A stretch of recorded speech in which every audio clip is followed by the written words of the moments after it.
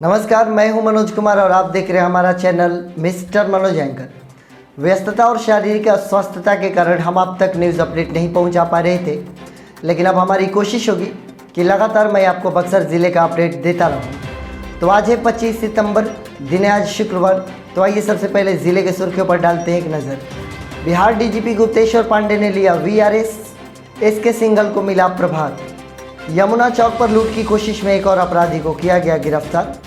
Buxar station पर भटक रही मूक बधिर महिला को पुलिस की सहायता से परिजनों के किया गया हवाले। मठिला गांव में अतिक्रमण हटाने का अभियान किया गया शुरू। 83 लोगों को दिया गया नोटिस।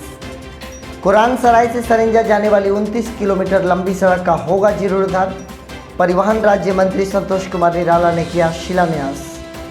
डुमरांव स्टेशन पर ट्रेन से कटकर एक अधेड़ व्यक्ति की मृत्यु, पहचान नहीं हो सकी। कुरान सराय थाना ने 350 लीटर जब्त शराब को किया नष्ट। डुमरांव विक्रमगंज मार्ग पर धमाई गांव के समीप सड़क दुर्घटना में एक महिला की मृत्यु, दो हुए घायल। गंगा के भागड़ में डूबे 2 किशोर, एक का शव किया गया बरामद। तो आइए अब खबरों को पढ़ते हैं विस्तार से। सबसे पहले तो हम आप ज़िले वासियों को ये बता दें कि हमारे बिहार में चुनाव की बिगुल बज चुकी है। तमाम पार्टियां अपने अपने माध्यम से तैयारियां शुरू कर दी है। इस कड़ी में एक बड़ा घटना हमारे बक्सर ज़िले में और बिहार में हुआ। डीजीपी गुप्तेश्वर पांडे जिनका गृह नगर हमारा बक्सर ही है, उन्होंने वीआरएस लेने का फैसला किया, अर्थात स्वैच्छिक सेवानिवृत्ति लेने का फैसला किया है और अब वो चुनाव की तैयारियों में जुट गए हैं। ज़िले के लोगों को अभी भी उत्तेजना के साथ इंतज़ार है कि किस विधानसभा क्षेत्र से उनकी दावेदारी होती है और कौन सी पार्टी से उनकी दावेदारी होती है। वैसे अभी से लोगों ने कयास लगाने शुरू कर दिया और बहुत सारे लोगों को बहुत तरीके की अपनी अलग अलग जानकारियां हैं, जिसके माध्यम से इसकी पुष्टि भी कर रहे हैं। कई लोगों का ऐसा कहना है कि एनडीए का दामन वो थामने वाले हैं, जदयू का दामन थामने वाले हैं। कई लोगों का ये कहना है कि बक्सर विधानसभा क्षेत्र से वो चुनाव लड़ने की तैयारी कर रहे हैं, लेकिन अभी भी थोड़ा वक्त है उनके पास तैयारी का, और जो भी सूचना आएगी उनके माध्यम से वो आप तक पहुँचाने की कोशिश की जाएगी।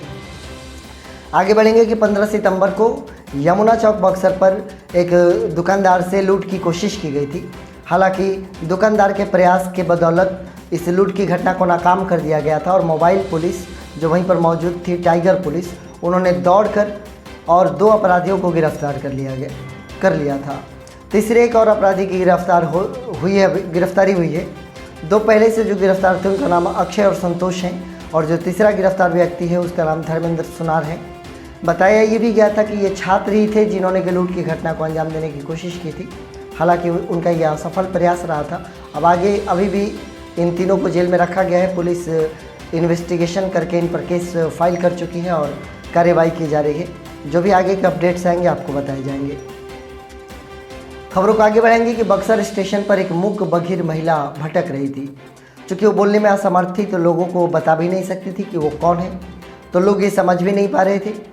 काफ़ी समय तक उसको भटकते हुए देखकर जब उससे बात करने का प्रयास किया गया तो उसने जो फ़ोन नंबर बताए इशारों के नज़र से, तब जाकर उस फ़ोन नंबर पर कॉल किया गया और परिजनों को बुलाकर उसको हवाले किया गया।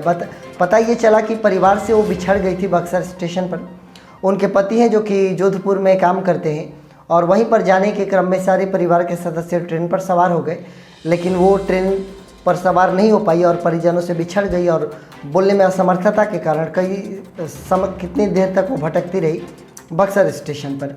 फिलहाल पता ये चला है कि राजपुर थाना क्षेत्र के खीरी गांव की वो रहने वाली है। नाम उनका पुष्पा है और उनके पति जोधपुर में कार्य करते हैं। उनको परिजनों के हवाले किया जा चुका है। मठिला एक गाँव है कुरान सराय के समीप, वहाँ अतिक्रमण काफ़ी ज़्यादा बढ़ गया था, जिसकी शिकायत लोग बार बार प्रशासन से कर रहे थे।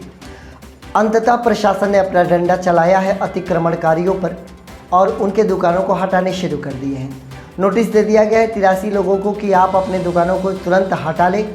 जो भी अवैध झुग्गी झोपड़ी आपने बना रखी है उसको आप हटा लें, अन्यथा पुलिस को मजबूरन बुलडोजर चलवाना पड़ेगा, जेसीबी मशीन से आपको तहस नहस करना पड़ेगा। तो इस कारण से कि कहीं पुलिस न डंडा चलाए, लोग स्वयं से अपनी अतिक्रमण वाली स्थान से दुकानों को हटाने शुरू कर दिए हैं। अतिक्रमण हमारे इस शहर को, हमारे गांव को बदसूरत बनाता है, इसमें कोई दो राय नहीं है, लेकिन अतिक्रमण करने वाले लोगों की भी अपनी बहुत सारी मजबूरियां होती है, खामियां होती है, उस पर भी प्रशासन को ध्यान देने की आवश्यकता है। आगे बढ़ेंगे कि कुरान सराय से एक रास्ता निकल कर जाता है जो कि सरंजा में जाकर मिलता है। मठिला गांव होते हुए वो रास्ता जाता है। बहुत अच्छा वो रास्ता है, पेड़ पौधों से भरा हुआ वो रास्ता है, लेकिन उस रास्ते को जितना सुंदर बनाया गया था काफ़ी समय पहले, अब वो टूट फूट कर बहुत हद तक बिखर चुका है। अब उधर से जाना, खतरे को मोल लेना, दोनों एक बराबर है। तो अब जाकर परिवहन मंत्री संतोष कुमार निराला ने शिलान्यास किया है, जिसके तहत 29 किलोमीटर ये जो लंबी सड़क है इसका जीर्णोद्धार होगा। इसको अच्छा बनाने की कोशिश की जाएगी।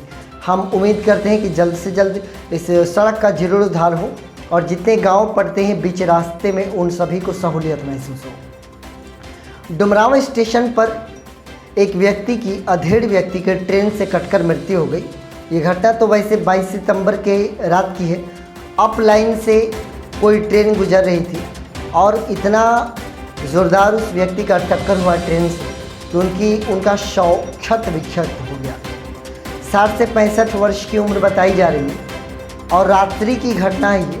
जब तक जीआरपी को सूचना मिली, पहचान करने की कोशिश की गई, लेकिन चूँकि इतना ज़्यादा उनका शव क्षत विक्षत हो गया था कि उनकी पहचान मुश्किल थी, पहचान नहीं हो पाई है। पुलिस ने शव को कब्जे में लेकर पोस्टमार्टम के लिए भेज दिया है। आगे बढ़ना चाहेंगे, कुरान सराय थाने ने 350 लीटर शराब को जब्त किया था और मीडिया कर्मियों को बुलाकर उनके सामने सारे के सारे शराब की बोतलों को नष्ट किया गया और ये संदेश देने की कोशिश की गई कि हमारे ज़िले में चुनाव चूँकि आ रहा है तो शराब की तस्करी बढ़ेगी, शराब बांटे जाएंगे, शराब से लोगों को लुभाए जाएंगे, तो शराबों पर पकड़ बनाना ज़रूरी है।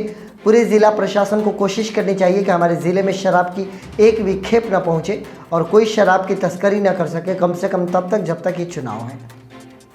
आगे बढ़ना चाहेंगे, एक दुखद खबर आ रही है। डुमरांव विक्रमगंज मार्ग पर धवाई गांव के समीप एक सड़क दुर्घटना हुई है जिसमें एक महिला की मृत्यु और 2 व्यक्ति घायल हुए हैं। ये सभी डुमरांव निवासी ही थे। मृतक की उम्र 40 वर्ष है, जिनका नाम गुलशन आरा है, जो अपने पति जुनैद आलम के साथ बाइक पर सवार होकर अपने ससुराल लौट रही थी, जो कि उनका ससुराल डुमरांव में है। ये लोग कैमूर के तिलौथू से लौट रहे थे। रास्ते में ही ट्रक से ज़ोरदार टक्कर हो गई। उनका बेटा 18 वर्षीय रिजवान भी उस बाइक पर बैठा हुआ था। अपने माँ बाप को घायल देखकर गिरता हुआ देखकर वो बाइक से कूदने की कोशिश की, अपनी जान बचाने की कोशिश की, लेकिन उनके भी हाथ में फ्रैक्चर आ गया। जब तक घर वालों को खबर दी जाती, जो कि राम लगन कहार की गली डुमरांव में रहते हैं, लोग जाते, महिला की मृत्यु हो चुकी थी और जो घायल व्यक्ति थे उनको वाराणसी रेफ़र किया गया है। हम ईश्वर से प्रार्थना करते हैं कि दिवंगत आत्मा को शांति मिले और जो घायल व्यक्ति वो जल्द से जल्द स्वस्थ होकर अपने घर पर लौटे। जब भी आप लंबी दूरी तय करते हैं सड़क मार्ग के माध्यम से और जब आप बाइक चलाते हैं तो कई प्रकार की सावधानियाँ आपको बरतनी होती है। मैं आप सभी से निवेदन करूंगा कि ऐसी परिस्थिति में आप अपना ख्याल अवश्य रखें। आगे बढ़ेंगे, एक और दुखद खबर आ रही है। गंगा के भागड़ में डूब जाने से दो किशोर की मृत्यु हुई। अब पता नहीं दूसरे की मृत्यु हुई है या नहीं हुई है, लेकिन एक ऐसे किशोर है जिनके शव को बरामद किया जा चुका है। बताया ये जा रहा है कि तारणपुर गांव के एक मौजा में, जो कि मुफस्सिल थाना क्षेत्र के अंतर्गत आता है, एक जगह पर मिट्टी की बहुत ही ज़्यादा कटाई की जा रही थी और मिट्टी को काटकर बेचा जा रहा था, जिसके कारण वहाँ पर बहुत बड़ा गड्ढा बन चुका था। इसी के कारण पानी वहाँ पर ज़्यादा इकट्ठा हो गया था। ये दोनों मित्र थे जो अपने घर से निकले हुए थे स्नान करने के लिए, और स्नान करने के पश्चात ही चूँकि बाढ़ के मौसम में, अभी बारिश के मौसम में जलस्तर काफ़ी बढ़ा हुआ है, उनकी डूब जाने से मृत्यु हो गई है। एनडीआरएफ की टीम ने जब तलाशी शुरू की तो एक युवक के शव को बरामद किया गया। दूसरे की तलाश अभी भी जारी है और प्राप्त सूचना तक अभी तक दूसरे के शव को बरामद नहीं किया जा सका था। यह हमारे बक्सर ज़िले का न्यूज़ अपडेट है जो मैंने आप तक पहुंचाया। एक लंबे गैप के बाद हमारी और आपकी मुलाकात हुई है। हम कोशिश करेंगे कि ये मुलाकात हमेशा जारी रहे और मैं आपके साथ हमेशा आपके बीच में बक्सर न्यूज़ अपडेट ले आते रहें। आप सुरक्षित रहें, सकुशल रहें और अपने स्वास्थ्य का अवश्य ख्याल रखें, ऐसी हमारी कामना है और आप हमारे साथ बने हुए, इसके लिए आप सभी का बहुत बहुत धन्यवाद।